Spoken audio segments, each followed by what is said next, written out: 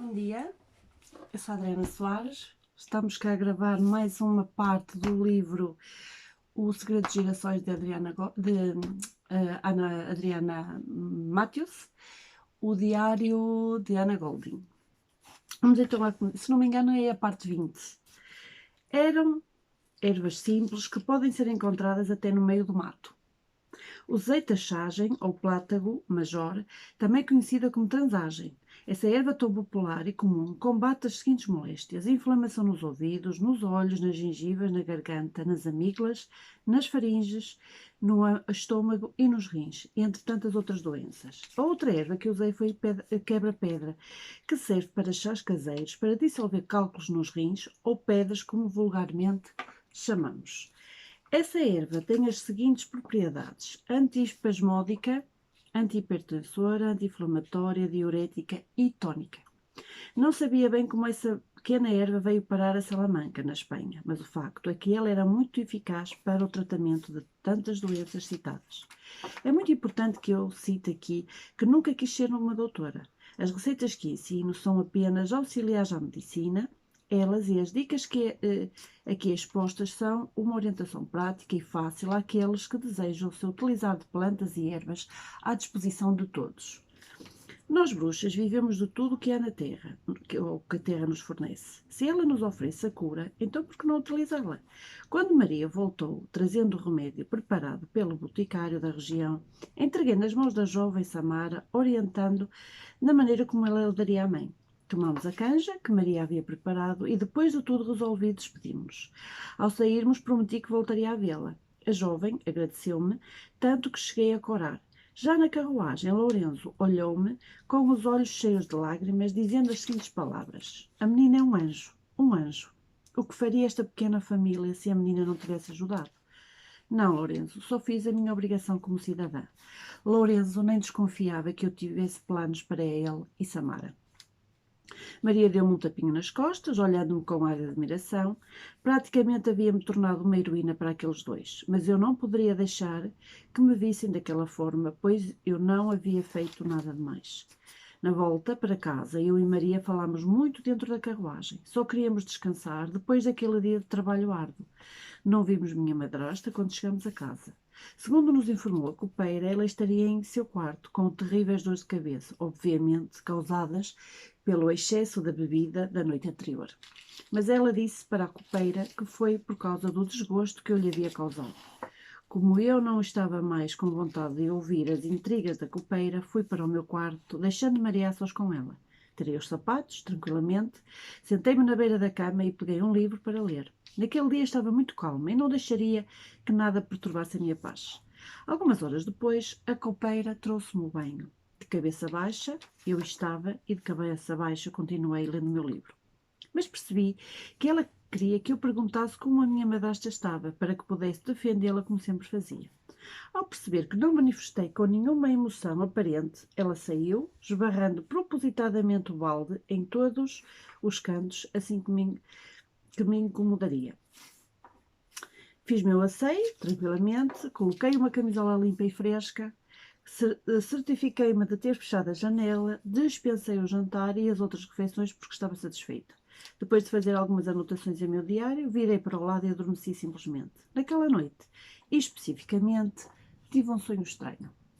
Sonhei com um lugar frio e sombrio, onde eu era mantida em cativeiro por pessoas encapuçadas. Elas circulavam em volta de mim e apontavam-me o dedo como se estivesse me acusando de alguma coisa. Porém, não conseguia ouvir o que diziam. Acordei de supetão, como se alguém me tivesse acordado, ou como se tivesse levado um choque de um raio. Fiquei muito assustada. Era como se alguma coisa estivesse para acontecer naqueles dias que viriam pela frente. Também sabia que aquele sonho fazia parte do meu futuro, mas não conseguia entender de imediato. Sabia que as pessoas do meu sonho eram religiosas e isso me intrigou muito. Fiquei durante algum tempo sentada na cama, tentando decifrar aquele sonho confuso. De repente, olhei para a janela e ela estava aberta novamente. Confesso que me deu um certo receio. Quem estaria entrando em meu quarto e abrindo a janela? E com que propósito isto estava a acontecer?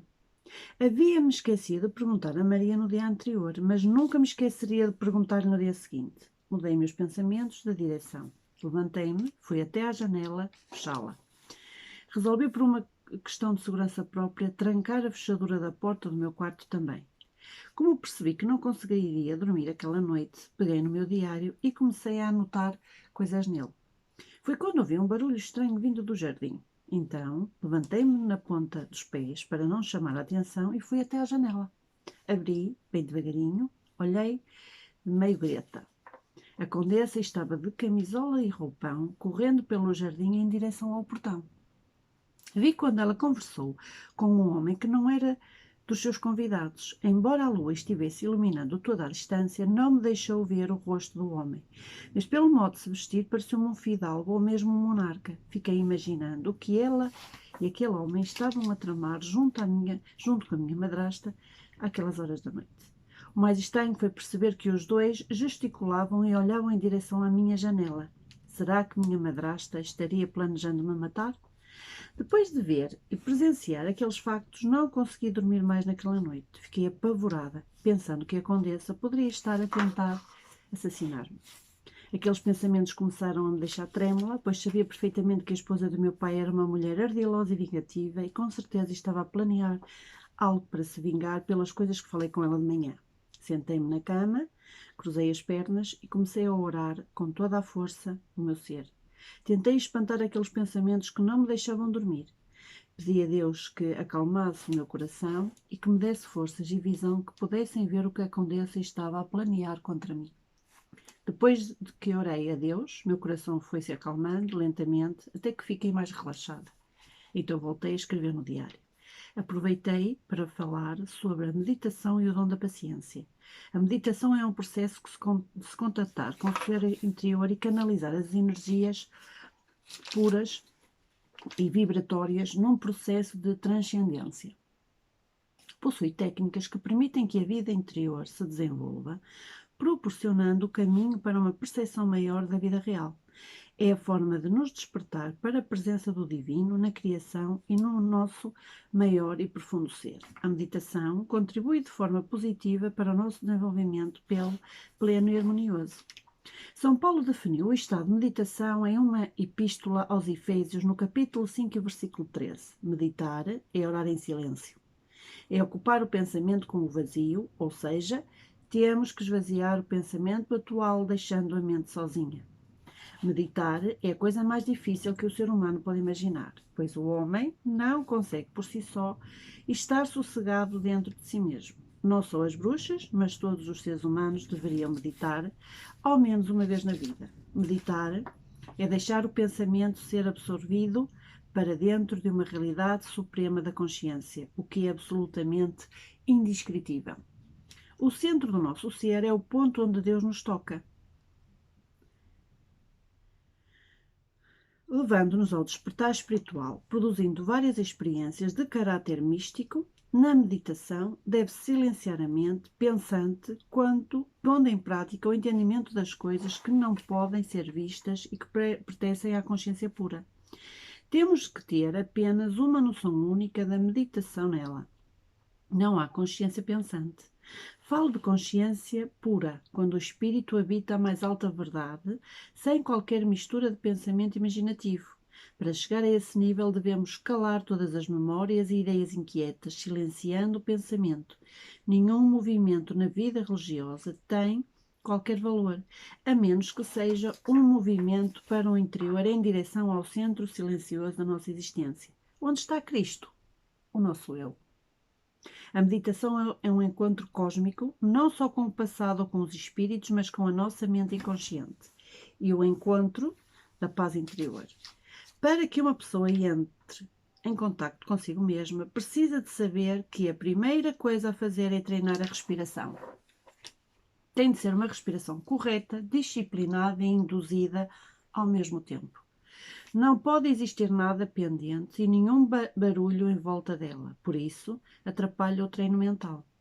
Uma vez dominada a respiração, a segunda coisa a fazer é corrigir a postura. Essa postura é designada de asanas. Depois disso, comece a desenvolver a sua concentração física e mental.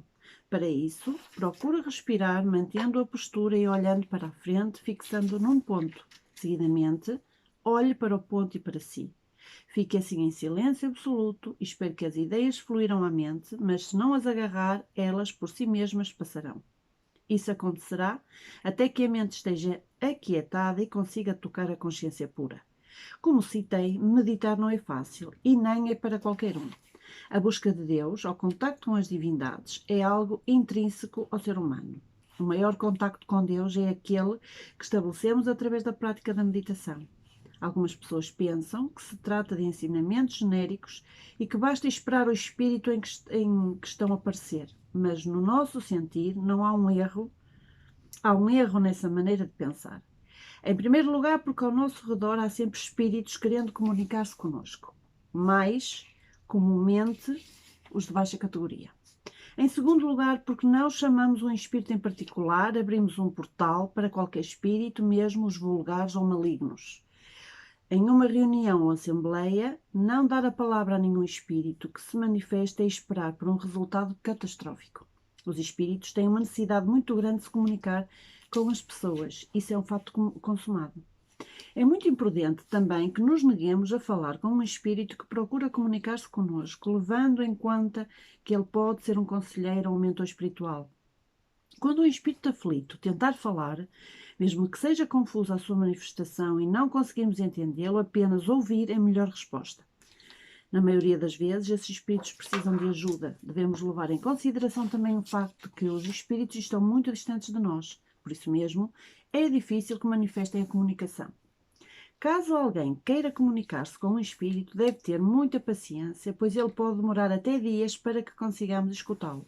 Geralmente, manifestam-se muitos de uma vez, pois a necessidade de se comunicarem é muita. Isso é o que causava as muitas vozes que eu ouvia quando criança. O apelo direto a determinado espírito é um laço direto entre nós e ele. Por isso, ao evocar um espírito, tenha muita cautela. Isso é uma regra básica e absoluta. Espíritos familiares são habituais e também sempre aparecem, mesmo sem serem chamados. Fiz essas anotações porque senti a necessidade de meditar e tentar chamar o meu mentor espiritual. Ainda não o conheci. Mas como precisava de ajuda para acalmar os meus nervos e orientação para saber como lidar com aquele perigo iminente, tive que chamá-lo. Podemos sempre que quisermos chamar nosso mentor espiritual, mas isso não é para se tornar um hábito frequente, pois estamos a lidar com pessoas. Embora elas não estejam mais no plano terrestre, merecem respeito de igual modo. Portanto, nunca fará de mentor espiritual uma marioneta. Relaxei os músculos e fiz novamente as minhas orações de olhos fechados. Pedi a Deus que me desse a capacidade de entender os espíritos com clareza, porque sabia que antes para mim eles eram apenas vozes e eu nada entendia do que falavam. Depois de meditar e limpar o meu eu, sentei-me na cama com as pernas cruzadas e perguntei em voz alta, mas com os olhos ainda fechados: acaso há algum espírito familiar aqui presente que possa responder-me algumas perguntas? A princípio nada ocorreu. Então fiz essa pergunta mais 2 vezes, até que um vento forte entrou pelo quarto, com tamanha força que tive de me manter firme. Havia naquela experiência um fator muito importante: minha janela estava completamente fechada. Senti medo e calafrio, mas me mantive inerte e de olhos fechados. Foi então que senti uma forte presença feminina perto de mim. Um suave e profundo perfume de mulher invadiu todo o ambiente e perguntei então: quem é você? Se está aqui neste recinto para fazer o bem, seja bem-vinda. Mas se veio atormentar este lar, por favor, peço sua compreensão para que se retire em nome de Deus. Se for minha parenta, diga-me seu nome. O vento soprou novamente, só que desta vez mais suave e mais próximo do meu ouvido, e uma voz doce e sussurrante falou-me: não se preocupe, Ana. Não lhe faria nunca mal algum. Sou Elizabeth, sua mãe. Mãe? Tive vontade de abrir os olhos e abraçá-la, mas resisti, mais uma vez, pois sabia que não estava preparada para vê-la em sua forma incorpórea. Isso sem contar que, sem querer, eu poderia afastar o seu espírito. Um espírito familiar não vem com a intenção de nos assustar, mas de nos ajudar ou pedir-nos algo. Mas muitas vezes não o vemos de uma maneira muito agradável. Isso varia muito com a forma que está o nosso pensamento. E o meu, naquele momento, não estava em perfeita harmonia. com o universo espiritual, o que poderia ocasionar uma manifestação ectoplásmica assustadora. Continuei aquela conversa sem fazer movimentos bruscos, da mesma forma que eu poderia me assustar, ela também poderia se assustar comigo. Alguns espíritos são cautelosos e sensíveis. Então, por fim, disse-lhe: Mãe, como a senhora está? Tenho tantas saudades, sinto tanto sua falta, tenho tantas perguntas. Ela deu-me um sorriso que pude perceber com a minha mente inconsciente. Estou bem, minha filha, mas ainda estou estudando muito. Como assim estudando? O mundo espiritual é bem parecido com o mundo de vocês. Só que aqui vivemos em paz e temos de escolher tarefas. O trabalho é constante. Tive alguns problemas quando deixei meu aparelho. Levei algum tempo para aprender que não voltaria tão rápido. Fiquei num hospital, curando-me de uma espécie de loucura sintomática. Não aceitava não tê-la nos meus braços e era muito apegada ao amor carnal do seu pai. Com o tempo, os auxiliares foram-me mostrando como era o funcionamento deste lado. Aceitei, por fim, viver em uma colónia onde as casas eram parecidas com as do mundo onde vivi. Conheci muita gente e encontrei alguns parentes, mas outras decidiram reencarnar. Comecei então a fazer um trabalho social com crianças vítimas de aborto. Elas são espíritos difíceis porque foram rejeitadas por seus pais e muitas vezes não aceitam uma nova família. Por anos assombram as casas onde queriam morar e até deixam seus habitantes com problemas mentais sérios. O caso mais grave foi o de um menino cuja mãe tentou 3 vezes o aborto e no 8º mês, quando ele finalmente conseguiu nascer, ela o enforcou ainda vivo. Mas mesmo tendo tanto trabalho, sempre tive permissão para visitá-la. Quando você era criança, eu sempre estava por perto, evitando que se machucasse ou que alguém lhe fizesse algum mal. Interrompi minha mãe, fazendo-lhe uma pergunta que havia muito tempo me deixava intrigada. Foi a senhora que esteve comigo aos 10 anos quando me olhava ao espelho? Sim. Perdoe-me se assustei, não foi minha intenção. Por isso, não apareci mais. Eu sei, mãe. Na verdade, sempre soube que era a senhora que me cobria à noite, só não sabia como. A senhora é o espírito que vai me auxiliar durante a minha jornada terrena? Não, só vim para poder apresentá-lo a você e matar as saudades que sentia. Quem será então? É algum dos meus entes falecidos? Também não. Seu nome é Eixo e ele é um espírito de muita luz e de muita sabedoria infinita. Ele é o responsável por proteger você e o seu amor. Também é o responsável pela colónia onde vivo. E qual é o nome dessa colónia, mãe? Quis saber. La Paz.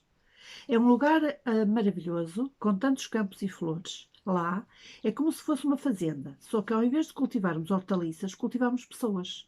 Resgatamos crianças vítimas de abortos e crianças que são assassinadas de maneiras cruéis. Damos a elas todo o amor que não tiveram. Ensinámos-lhes princípios morais e encaminhámos-las para uma nova encarnação. Confesso, minha querida, que é um trabalho duro e árduo, mas compensador. Sempre que damos amor, recebemos de volta. Como vê, essa foi a maneira que acharam para compensar a falta que você faz para mim. Ficámos 20 minutos a conversar. Ela me respondeu sobre uma série de perguntas sucessivas que fiz. Foi maravilhoso poder conhecê-la. Minha mãe pareceu-me, perdão, um espírito muito sereno e dedicado. Perguntei-lhe se era ela que abria a minha janela. Não, Ana. Não temos permissão para fazer esse tipo de coisas. Quando esses factos acontecem, o que é uma raridade, sempre são provocados por um íncubo, espíritos sem luz, vulgarmente dominados assim na Terra por demónios. Mas não é o caso aqui. Então é uma pessoa de carne e osso que está fazendo isso. Sim, é sim. Quem é essa pessoa e por que faz isso? A pessoa que está fazendo isso é sua madrasta, mas não tenho permissão para lhe contar mais nada. Terá de descobrir por sua própria conta. Apenas lhe peço que tome muito cuidado. Aquelas palavras só serviram para me deixar ainda mais apreensiva, pois ressaltaram minhas suspeitas de que minha madrasta poderia estar tentando algo contra mim. Interrompemos a nossa conversa, pois uma grande luz apareceu iluminando todo o recinto. A luz era tão forte que, mesmo eu estando com os olhos fechados, pude percebê-la. Depois de escutar a minha mãe apresentando-se, senti um leve perfume a flores no ar e então, eis, apresentou-se. Sua voz era grave, mas ponderada. Então, como se fosse o vento forte, ele falou. Abra seus braços, Ana. Não precisa ter medo de mim. Abra seus olhos, perdão. Ana, não precisa ter medo de mim. Não há o que temer. Abra os olhos para que possamos falar com você. Senti um arrepio percorrer-me todo o corpo. Lentamente fui abrindo os olhos para que a luz que saía de eixo não me cegasse, pois era muito reluzente. Na minha frente, deparei-me com um homem alto, muito louro, aparentando uns 30 anos e pouco. Suas vestes eram de um linho muito branco e ele calçava sandálias douradas. Seus olhos eram de um azul inigualável. Todo o recinto foi tomado pela forte luz e pelo cheiro de flores que saíam dele. Fiquei completamente extasiada. Nunca havia visto nada tão maravilhoso antes. Eixe, percebendo o meu estado de euforia, disse: Sou seu mentor espiritual.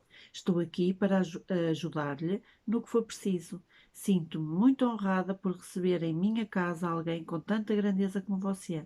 Espero ser digna de tamanha responsabilidade e confiança. Muito obrigado por ter vindo ajudar-me. Conversei com Eixe a respeito de várias coisas. Tirei muitas dúvidas que tinha em relação ao mundo espiritual. Ele foi maravilhoso comigo, tendo paciência e respondendo-me a tudo, pois estava meio confusa e perdida em relação a muitas coisas. Eixe contou-me também ter sido vítima de uma jura de amor e durante 2 de suas encarnações ele assassinou o seu amor por ciúmes. Custou a sua liberdade e a liberdade da vítima, até que depois de muito sofrimento aceitou ajuda. Após se restabelecer, estudou anos a fio e finalmente encontrou o seu amor numa colónia. Mas agora auxiliam vítimas de sortilégios e juras. Sua presença transmitia muita paz e sabedoria. Eixe orientou-me a como seguir o meu caminho. Estava eufórica e muito feliz por ter tão perto de mim um espírito de tão alta grandeza. Então, fiz a pergunta principal, o pivô, por tê-los invocado. O que farei para descobrir o que minha madrasta está a planear contra mim? Pois sei que é algo diabólico. Confesso que tenho medo. Eixe respondeu-me meio a contragosto da seguinte forma. Tem toda a razão por temê-la, mas saiba que estaremos aqui para lhe ajudar, Ana. Não posso dizer-lhe muita coisa, mas na hora certa você saberá como agir. Tenha certeza apenas de uma coisa e ouça com muita atenção o que irei lhe dizer.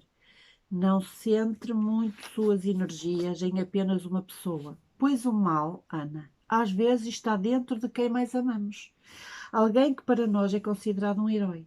Sabe, minha querida, você passou uma vida de repressões e sofrimentos nesta casa. Portanto, mediante a sua dor, não percebeu quem era o seu verdadeiro inimigo. Não quero que de forma alguma se revolte ou se entristeça com as minhas palavras. Quero apenas que pense e ore muito, minha querida, pois o que ainda está por vir pode fazer-lhe querer fraquejar em sua jornada. Saiba, Ana, que tudo o que nos acontece na Terra é permitido pelo Pai Maior. O que posso lhe dizer mais sobre é que essa pessoa que irá lhe trair traz consigo uma grande mágoa de sua outra vida como Chara. O espírito dessa pessoa tornou-se muito revoltado. Resgatá-lo foi muito difícil. Achamos que uma reencarnação junto a você seria boa para ele, mas nos enganamos. As memórias revoltosas que ele trouxe em seu inconsciente não lhe abandonaram. Preste bem atenção, pois logo acontecerão factos que lhe colocarão não só em perigo, mas também lhe causarão muita decepção. Não julgue essa pessoa, pois ele a ama muito. Inconscientemente, não consegue perdoá-la. Entendi que Eixe falava sobre o meu pai. Então comecei a juntar os factos e percebi que Eixe estava coberto de razão. Meu pai sempre ficava estático, olhando o horizonte. Sua depressão fazia-o beber compulsivamente. Houve momentos em que o flagrei a olhar para mim como se me odiasse. Eu às vezes achava que minha madrasta estava certo, quando dizia que ele me culpava pelo falecimento da minha mãe. Embora ele mesmo me tenha defendido certa vez. Agora, muitas coisas faziam mais sentido. Fiquei conversando com Eixe e minha mãe até às 3 da manhã, quando se despediram de mim. Ela não tinha muita permissão para me responder, mas ele me orientou, respondendo a tudo o que perguntei. Prometeram sempre atender-me quando necessário fosse. Aprendi com essa experiência que os espíritos poderiam sempre nos auxiliar e nos ajudar, mas nunca poderiam interferir em nossos destinos. E o que também poderiam nos responder, só o que lhes fosse permitido. Eles respeitam a hierarquia das ordens superiores e divinas, têm obrigações com os seus escolhidos e respectivos trabalhos. Habitam em colónias e podem estar em muitos lugares, mas nunca ao mesmo tempo. Sabia que deveria ter muito cuidado com os zombeteiros, pois o nosso espaço físico e invisível, aos olhos disto, está povoado de espíritos de todas as classes. Aquele pensamento deixou-me um tanto assustada e tímida. Só de imaginar um espírito observando-me a trocar de roupa constrangia-me. Aprendi também que somos nós que atraímos os espíritos, errantes e sem doutrina, ou como vulgarmente os chamamos, espíritos sem luz ou rebeldes. Isso depende muito da doutrina espiritual de cada um. Vamos ficar por aqui. Já não falta muito. Espero que vocês estejam a gostar. Tenho novidades aqui para o canal. Vou, a partir de janeiro, dar um novo sentido ao canal. E espero que vocês gostem. Vamos esperar por janeiro e logo se vê. Beijinhos no coração. Até amanhã.